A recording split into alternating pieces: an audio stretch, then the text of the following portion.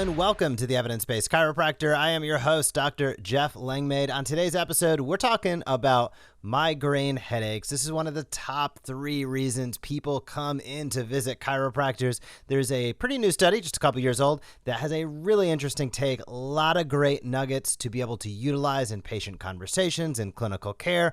We'll dive into that and much more on today's episode. Before we get started, I want to say a few words about Novo Pulse. It is where recovery meets performance. You can learn more about this technology that reduces pain and inflammation while improving function to get your patients back to the activities that they love at novopulse.com, novo-pulse.com. I'll drop that link down in the show notes.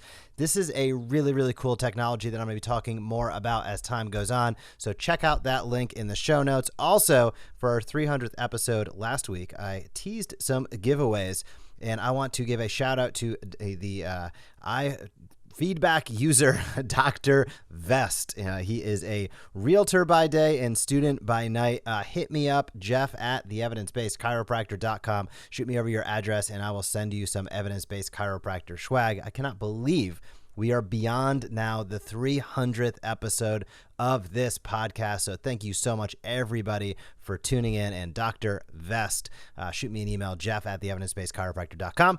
We will get you hooked up with some pretty cool evidence-based chiropractor swag. But as I said at the top, today's episode, we are focused on a study that came out in 2019. And it's titled, Integrating Chiropractic Care into the Treatment of Migraine Headaches in a Tertiary Care Hospital, a Case Series. And there's some really, really good stuff in this. So we know that migraine headaches affect over 38 million people in the United States alone. It's probably over 10% of the population. And while they're managed, there really is no cure. And many medications have supremely terrible side effects. It's, we talk about this with the Smart Chiropractor. When we have a headache month, we talk about the fact that one of the number one side effects of many common migraine and headache medication is more headaches and more migraines, which is completely insane to say, and the truth. So what do people do? Hopefully chiropractic, but not enough. That's why studies like this are so important. So we know that migraine headaches also, they vary by patient. They're pretty wide in terms of what's classified as a migraine.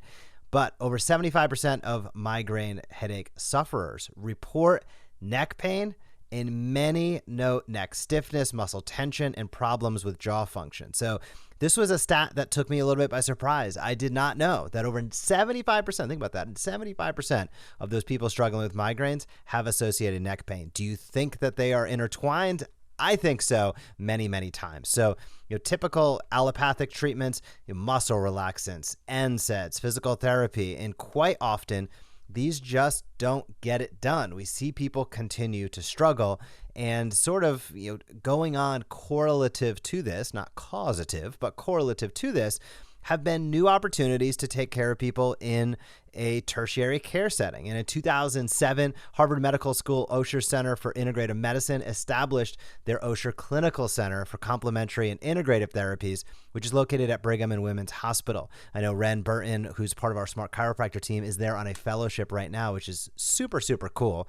But people are taking note, and one of the central focuses of care at that clinical center is chiropractic, delivered by 2 chiropractors with over 40 years of clinical experience. So that is pretty cool to think about chiropractic being in Brigham and Women's Hospital, associated with Harvard, in an Osher Center for Integrative Care, and really being one of those primary modalities is really, really cool. So in this study, they looked at chiropractic care as the whole, not necessarily just the adjustment or the manipulation, but really everything within a chiropractic tool belt. So it really was taken from that 20,000, 30,000 foot view, because as we know, chiropractors, yes, we can do adjustments or spinal manipulation, but we also can have experience and have great experience in soft tissue therapies, myofascial release, massage, trigger point, rehab and exercises, ergonomic advice, lifestyle management, nutritional counseling. all of these fall into the bucket of what we do as chiropractors and what we can do. However, the hallmark still remains to be the adjustment and spinal manipulation. How does it work? Well, current theory is activating descending pain inhibitory pathways, and that basically is responsible for pain modulation.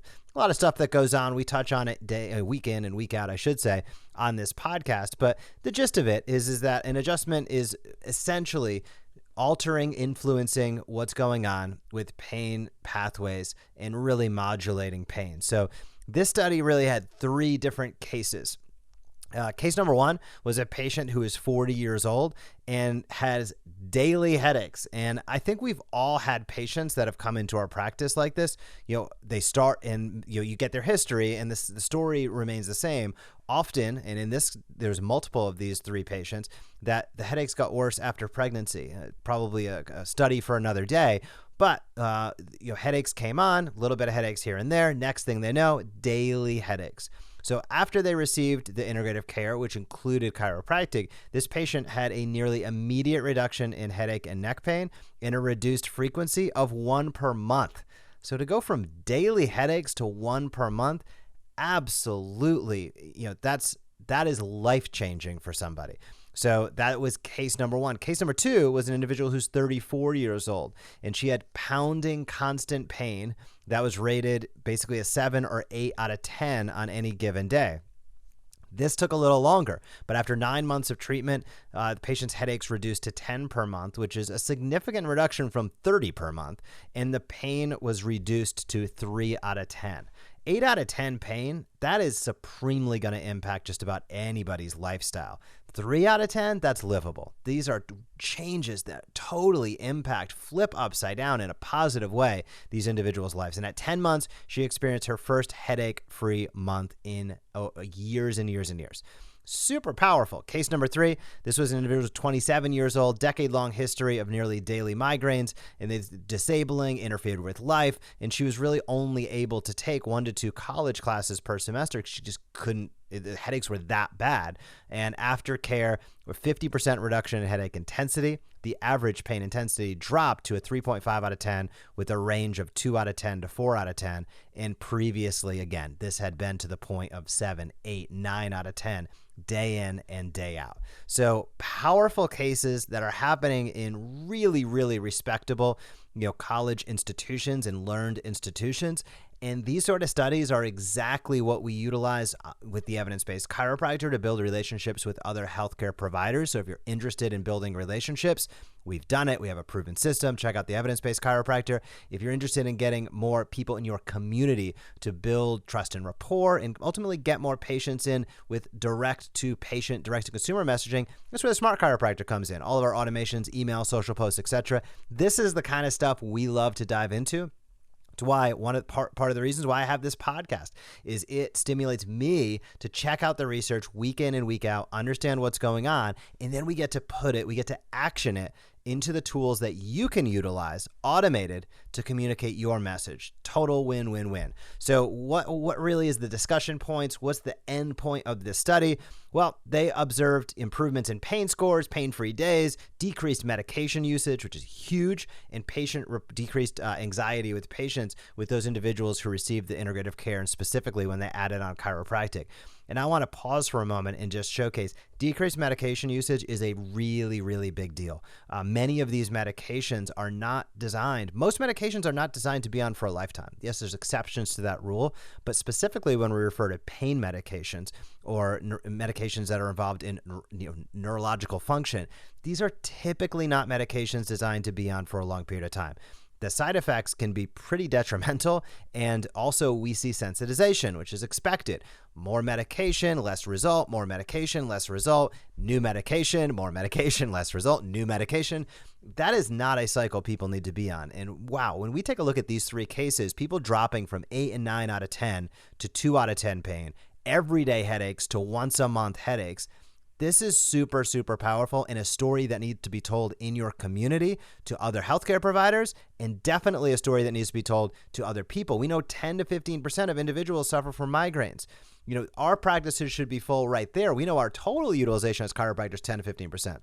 And we're not taking care of every person with migraines. That would be 0 low back cases, 0 sports cases, 0 anything else. So the bottom line is we are underutilized and underserving these individuals with migraines. So there were 3 reasons that they identified, hey, when would a patient be appropriate for integrative care? 1 was those seeking non-pharmaceutical approaches or wanting to reduce their medication uses. Really good reason. Number 2, non-responsive in their current care. And then number 3, patients who have reached a therapeutic plateau.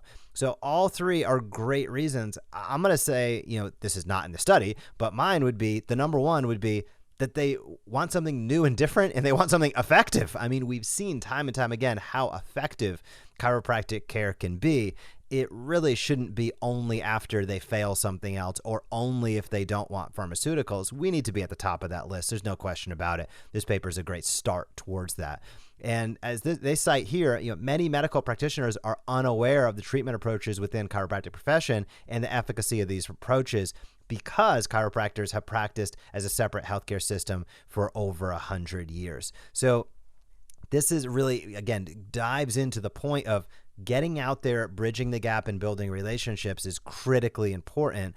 And it's the basis on which you're going to get referrals. Yes, getting great results with your patients is one way to do it.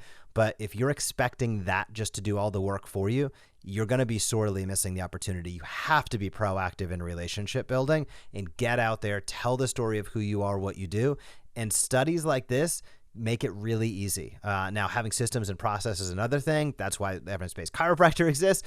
But man, these studies should support the messaging that you're getting out month after month to all of these other physicians in your community. So they tidy things up by saying, quote, a common discussion within neurology and the general medical community is the concern that some chiropractic procedures, namely cervical spine manipulation, may be associated with an increased risk of adverse events, including a cervical artery dissection. That's the bad news. The good news, a recent review article by the American Heart Association and American Stroke Association noted that the association between cervical manipulation and CAD is not well established and is probably low, if it even exists. So again, these articles, as far as, CADs and vertebral artery dissection, these things keep coming up in the research. I'm torn on it. I think it's great that, anything that's a question should come up and it should be analyzed and addressed. I also look at this and say there is, over the course of how many years, 126 years at this point of chiropractic, there's never been causation or really any correlation really established, yet it keeps coming up, while medications with very, very poor track records with high side effects, they're really just a normal standard of care.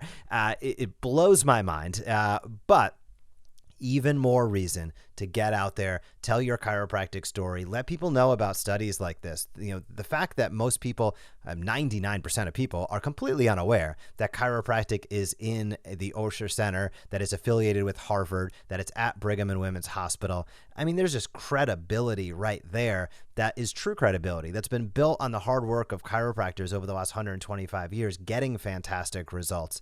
Now we're seeing the benefits of that as we see studies come out, as we see these chiropractors integrated into care. And hopefully, I'm going to say, not only if somebody doesn't want medication eventually, and not only if somebody plateaus or doesn't receive the results that they want, but really as a first-line treatment. And this study is from 2019. I think in the last 2 years, we have seen those guidelines updated where it says before any medications, you need to have a chiropractic evaluation. Now, the practice of that is totally different in terms of, is it happening in your community? Quite frankly, probably not, which is why you need to get out there, build those relationships. But more great research being produced each and every day, each and every week, each and every month, each and every year, supporting who we are and what we do. If you have any questions about this, you can hit me up, Jeff at theevidencebasedchiropractor.com. I want to just thank you so much for tuning into this podcast, over 300 episodes. I'd love your review, your feedback. That would be super, super cool. That helps more and more docs find out about it. And before we wrap, I want to say just a word or two about eChiro EHR. Every EHR sells features. If you have eChiro's expertise, they can help you create a better lifestyle and improve your practice health. Check them out, eChiroEHR.com, eChiroEHR.com. And again, I've said it before, I'll say it again. This was co-founded by Dr. Scott Munsterman. a compliance and documentation expert. So if you're serious about compliance, if you're serious about documentation, check out eChiro EHR. Have a fantastic weekend practice, and I will talk to you soon. Thank you for joining us on this episode of the Evidence Based Chiropractor. If you want to grow your practice, come back for next week's episode. If you want to grow faster, visit the evidencebasedchiropractor.com and join our MD Marketing membership today.